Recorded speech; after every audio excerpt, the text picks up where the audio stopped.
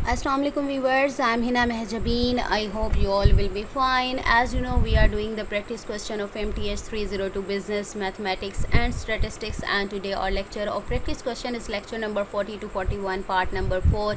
But today's lecture start करने से पहले अगर आप मेरे चैनल पर न्यू हैं then प्लीज़ मेरे चैनल को सब्सक्राइब कर दें, बेल आइकन को क्लिक करना मत भूलिएगा ताकि upcoming lectures, different assignments, quizzes and papers के नोटिफिकेशंस आप तक पहुंच जाएं.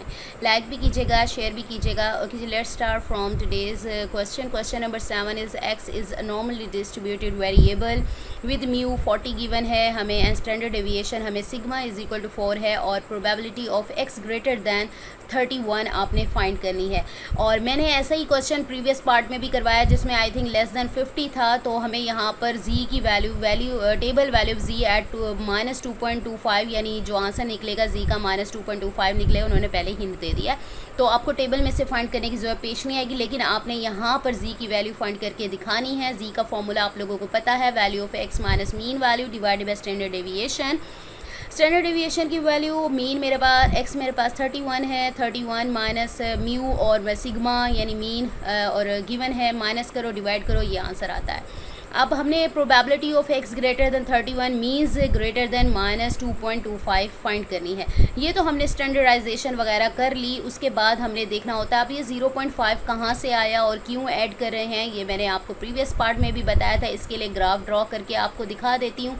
ये आपके पास बेल शेप यानी नॉर्मल डिस्ट्रीब्यूशन का कर्व है और आपको पता है यानी 2 पार्ट्स में अगर डिवाइड करते हैं तो ये फर्स्ट हाफ हमारा 0.5 का होता है, नेक्स्ट हाफ भी हमारे पास 0.5 का होता है. तो इसके लिए आपको पता है कि मिड में जो होता है म्यू होता है. वैसे तो z की वैल्यू यहाँ पर 0 होती है और ऑलवेज 0 होती है. यहाँ पर म्यू की वैल्यू कुछ भी हो सकती है. वैसे अगर कुछ भी नहीं है तो 0 कंसीडर होती है, लेकिन हमें यहाँ पर म्यू जो बताते हैं वही होता है. अब यहाँ पर 40 बताया और यहाँ पर हमें बात की गई है x हमारे पास 31 है. ये बाद में देखेंगे ग्रेटर देन लेस देन है, लेकिन पहले हम मीन और इसको कंपेयर करते हैं. मीन और x की वैल्यू 40 है, आपको पता है 31 40 से कम होता है. तो अगर ज़्यादा होता तो मैं इस साइड पर कहीं इसको मार्क करती, लेकिन अगर ये कम है कोई वैल्यू तो मैं इसको यहाँ पर मार्क करी हूँ, यानी यहीं कहीं पार्ट होगा 31.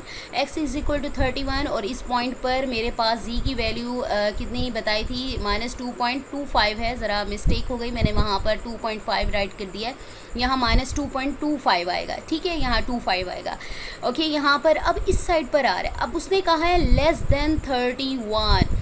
लेस देन का है, ग्रेटर देन पहले देख लेते हैं, एक नज़र देख लेते हैं. ग्रेटर देन कहा है, ग्रेटर देन क्या, सॉरी, ग्रेटर देन का मतलब है, देखें जब माइनस वाली वैल्यूज़ होती है ना, आपने जूनियर क्लासेस में किया होगा. प्लस वाली तो आपको पता है ना, जैसे जैसे बढ़ती जाती हैं वो बढ़ती जाती हैं, लेकिन माइनस वाली ना उलट में बढ़ती हैं. यानी अब -2 और -3 को कंपेयर करूँ ना, इन दोनों में से बड़ी वैल्यू कौन सी होगी. माइनस वाली वैल्यूज़ में जो माइनस साइन के साथ वैल्यू होती है, जो छोटी होती है ना वही सबसे बड़ी होती है. यानी -2 और -4 को सपोज करो कंपेयर करती हूँ तो इसमें सबसे बड़ी वैल्यू -2 होगी, नॉट -4. या अगर मैं कंपेयर -2 और -5 को करती हूँ तो सबसे बड़ी वैल्यू क्या होगी, -2 होगी, नॉट -5. तो उसने मुझे कहा है ग्रेटर देन 31. तो जब ग्रेटर की बात करूँगी 31 माइनस में वैल्यू आई है तो माइनस करूँगी, ये तो छोटी होती जाएंगी. ठीक है, तो ग्रेटर देन की बात की तो मेरा इस साइड का एरिया कवर हो रहा है, और जब ग्रेटर देन है तो ये वाला सारा का सारा एरिया इन्फिनिटी तक यानी -इन्फिनिटी से +इन्फिनिटी तक जाता है एरिया. ठीक है ना, ये वाला. तो क्या है, ये पूरा का पूरा एरिया आपका कवर हो जाएगा. और जब इस तरह की सिचुएशन आती है कि पूरा का पूरा बजाय इसके कि कुछ एरिया आपको फाइंड करने के लिए दे रहे हैं तो 0.5 में से माइनस कर देते हो, लेकिन जब इस तरह से कि पूरा का पूरा एरिया इन्फिनिटी तक जा रहा है तो आपको क्या करना होता है, 0.5 में जो z की वैल्यू एट जो स्टैंडर्डाइजेशन करने के बाद z की वैल्यू प्रोबेबिलिटी जो दी हुई होती है उसके अंदर ऐड कर देते हो, तो आपका देन जाके आंसर आता है जो कि ये गिवन है. ठीक है, पता चल गया सबको.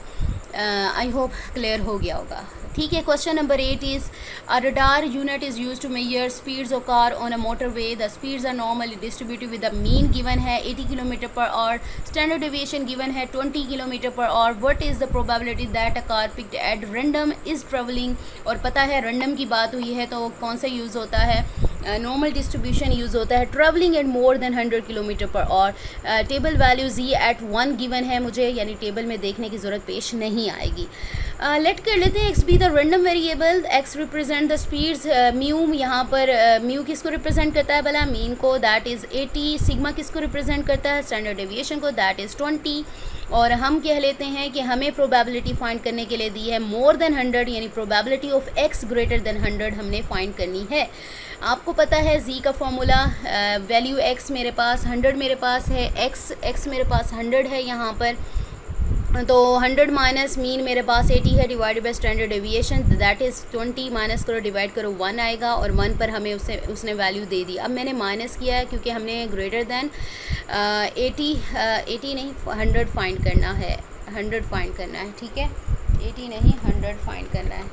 ओके, ग्रेटर देन 100 फाइंड करना है, यानी ग्रेटर देन जी की इस वैल्यू से, क्योंकि हमारे पास जो 1 की वैल्यू थी 0.3413 थी, लेकिन मुझे इससे ग्रेटर करनी है, तो इसके लिए मुझे कैसे पता चलेगा, 0.5 में ऐड करना है या माइनस करना है, तो आपको कर्व ड्रॉ करना मैंने बता दिया है, हाफ पार्ट है, म्यू यहाँ पर मेरे पास 80 है और एक्स मेरे पास 100 बताया गया है, जी की वैल्यू इधर 1 है, 100, अब उसने कहा है मोर देन 100, तो यह 80 और 100 के बीच में तो मोर देन का एरिया नहीं आता ना, तो 100 से मोर देन का मतलब है 100 के बाद वाला, यानी इन्फिनिटी तक जा रहा है एरिया, तो ये वाला एरिया आपने फाइंड करना है, और ये पूरा एरिया हाफ एरिया 0.5 के इक्वल होता है, तो इसमें से हाफ फाइंड करना है, यानी रिक्वायर्ड या रिमेनिंग एरिया निकालना हो तो टोटल एरिया में से वैल्यू को माइनस कर देते हैं, तो इसलिए हम यहाँ पर 0.5 यानी ये उस पार्ट का जो वैल्यू थी 0.5, उसमें से जो हमें 1 के ऊपर जो वैल्यू बताई थी आई थी जी की, जो हमें क्वेश्चन में गिवन है, उसको माइनस कर दोगे तो आपके पास 0.1587 आंसर आ जाएगा। और the probability that a car selected random has a speed greater than 100 kilometre पर और equal to 0.1587। So we have completed our today's lecture also. I hope ये लेक्चर्स आप लोगों के लिए बहुत हेल्पफुल होंगे। सो मुझे अपनी दुआओं में याद रखिएगा, अपना ख्याल रखिएगा, टेक केयर, अल्लाह हाफिज़।